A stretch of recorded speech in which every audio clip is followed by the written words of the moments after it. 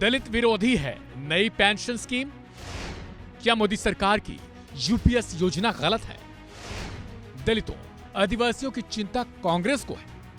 केंद्र की मोदी सरकार ने शनिवार रात को नई पेंशन स्कीम यूपीएस को मंजूरी दी है। कैबिनेट की बैठक के बाद इसकी जानकारी खुद केंद्रीय मंत्री अश्विनी वैष्णव ने दी। बीजेपी की ओर से इसे ओपीएस यानी ओल्ड पेंशन स्कीम से बेहतर बताया जा रहा, तो विपक्ष इसे खराब योजना बता रहे।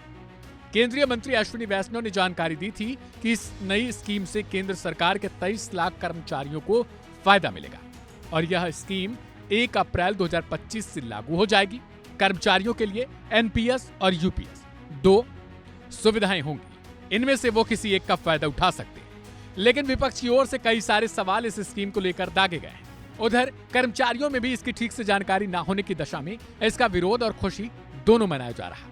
कांग्रेस नेता पवन खेड़ा ने इस योजना को लेकर सवाल खड़ा कर दिया। इतना ही नहीं, इसे दलित और आदिवासी विरोध स्कीम बता दिया।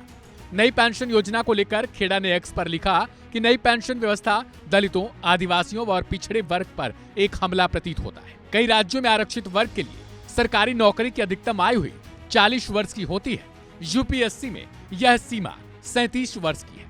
नई पेंशन व्यवस्था के तहत फुल पेंशन प्राप्त करने के लिए 25 सालों की सेवाएं देना अनिवार्य किया गया है। ऐसे में एससी, एसटी, ओबीसी कर्मचारियों को यह सुविधा कैसे मिल पाएगी? अब सरकार बताए कि क्या वंचितों को मिल रही अपर एज लिमिट की सुविधा को समाप्त करना चाहती है या उन्हें फुल पेंशन से वंचित रखना चाहती है। गौरतलब है कि शनिवार को इसे लेकर केंद्रीय मंत्री ने अपने दावे में कहा था, इससे सरकारी कर्मचारियों को खूब फायदा मिलेगा। खासतौर पर अपने सर्विस के दौरान जान गंवाने वाले कर्मचारियों के लिए 60% पेंशन की व्यवस्था की गई है। सुनिए आखिर उन्होंने किस बात को लेकर जोर दिया था। यूनियन कैबिनेट ने यूनिफाइड पेंशन स्कीम को अप्रूव किया है, इसको अनुमोदित किया है और ये स्कीम अभी आने वाले समय में लागू होगी। देखना अब दिलचस्प हो जाता है कि आने वाले समय में क्या सरकार एक बार फिर से इसे लेकर भी बैकफुट पर जाती है या फिर ओपीएस को लेकर कोई नया सवाल खड़ा होता है। इस वीडियो को लेकर आप अपनी राय कमेंट बॉक्स में जरूर ड्रॉप करें। ढेर सारी खबरों से जुड़े रहने के लिए चैनल को सब्सक्राइब करें।